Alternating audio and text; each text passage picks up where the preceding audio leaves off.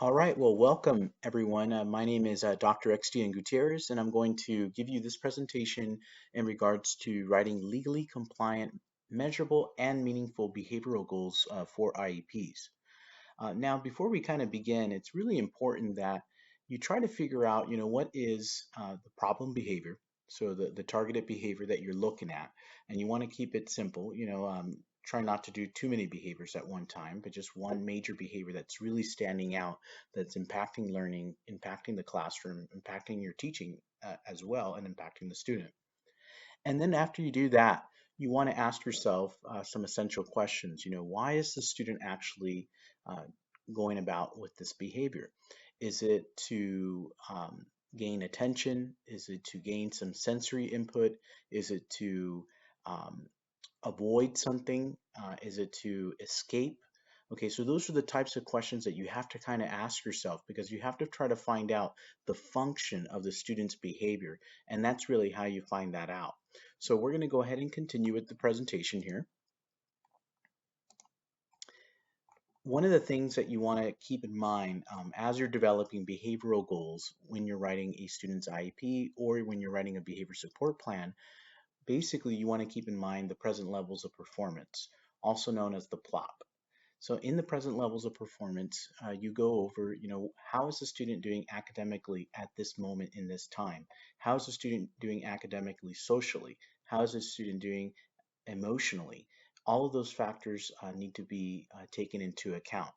So before we write legally compliant behavioral goals, we must take a look at the student's present level of performance page, which is in the IEP, and in this page, you should have a description of how the behavior affects involvement and progress in the general curriculum. Next, you should also have documented the results from the initial or most recent evaluation. Third, you should have a description of social behavior and emotional skills, a current baseline, pretty much. And remember that present levels of performances should always be objective and try not to do things that are very subjective. So you have to remain very factual and to the point and really describe what is really happening at this given point in time.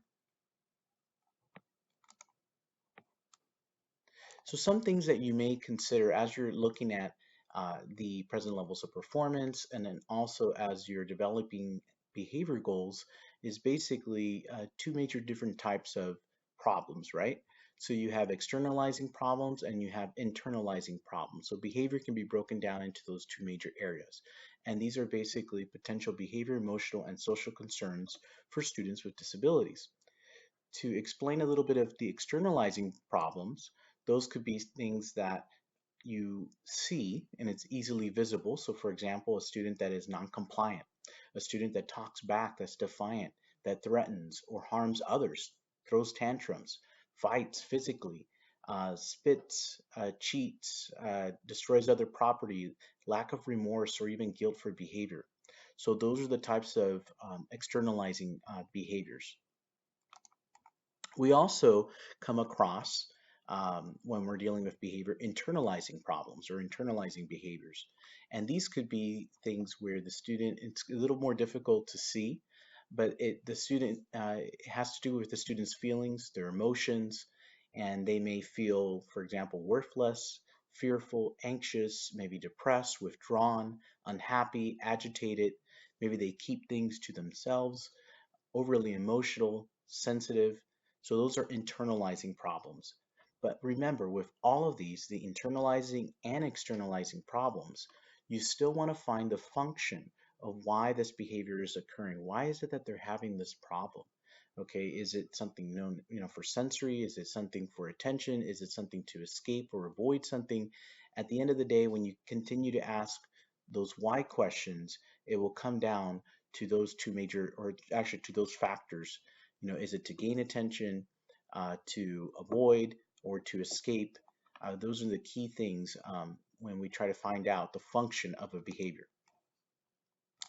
Also, in terms of cognitive and internalizing behaviors, maybe they can't get things off their mind, strange repetitive compulsive behavior. Attention problems can include They can't focus or concentrate, can't sit still, hyperactive, and then obviously it leads to poor school performance as well. Some social problems that you also want to consider when developing behavior goals is truancy, especially if they're engaging in drug use or abuse, if they're involved with the juvenile justice system, if they feel isolated or lonely, and then finally, if they feel that others mistreat them too, as well, whether it's a perception problem as well.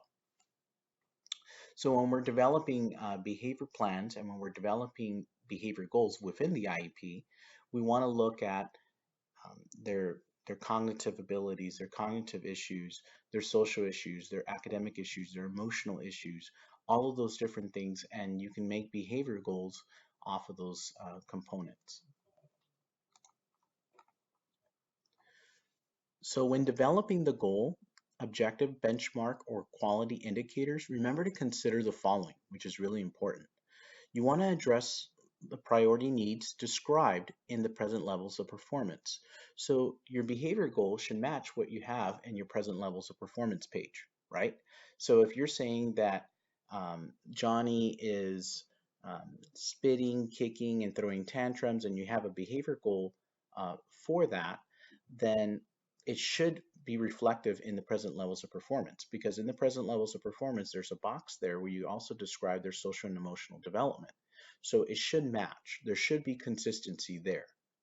It should be observable and measurable, right? So it's kind of like the SMART analysis.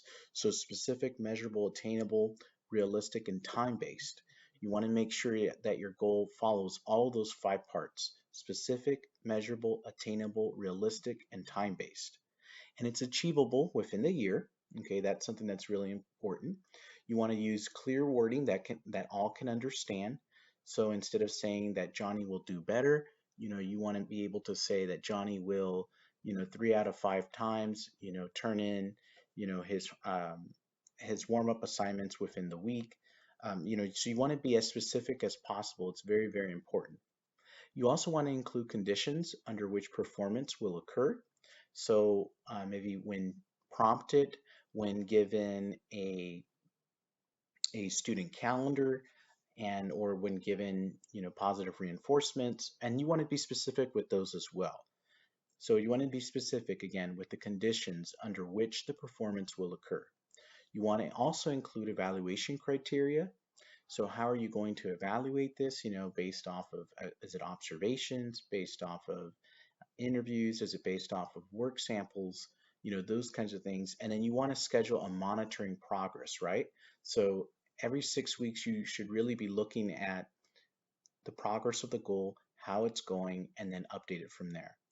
And then also, like I mentioned in the beginning, you want to have the SMART analysis, which includes SMART acronym, which includes specific, which is for S, M for measurable, A for attainable, R for realistic, and T for time-based goals.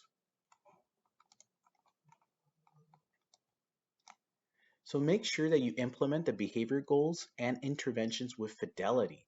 That's really important as well. A lot of times I've seen where we actually have great behavior support plans, or we might just have great behavior goals in an IEP, but a lot of the times the reinforcers are actually not being implemented, or it's not discussed with the parent thoroughly of what is to happen, or it's not communicated with the general education teacher, with the administrator, and some things fall through the cracks. So it's really, really important that we implement the interventions with fidelity. Okay, that's extremely, extremely important, because remember, failure to implement any part of that IEP will result in a denial of FAPE for the student, and it can result in compensatory damages and other issues, other legal issues as well.